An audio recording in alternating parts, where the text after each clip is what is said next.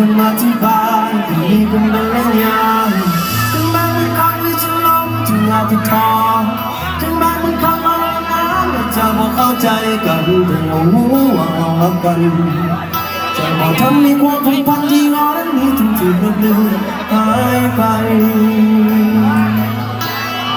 พวกเราจะคงเข้าใจกลายเป็นความผูกพันในเวลานั้นมันทำให้เราสองคนได้รักกันในวันเวลาที่ดีมันทำให้เราเป็นมิตรในวันเวลานี้มันทำให้เราสนุกมันทำให้เราเป็นคิดจะบอกรวมในใจต่อกันนี่ไผ่ห้องพักผู้หญิงได้ป่ะหมู่เจ้าสาวก็ได้นะมันไผ่เสียสาขึ้นมา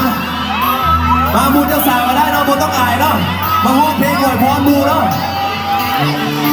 ไปห้องได้เนาะเพลงตลอดไป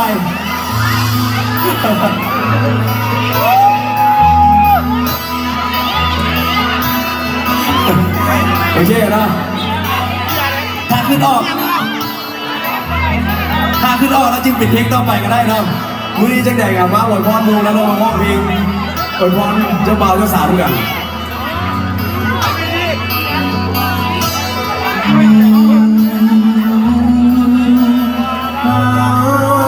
ที่เราได้มีให้กันมันเป็นรักที่ยิ่งใหญ่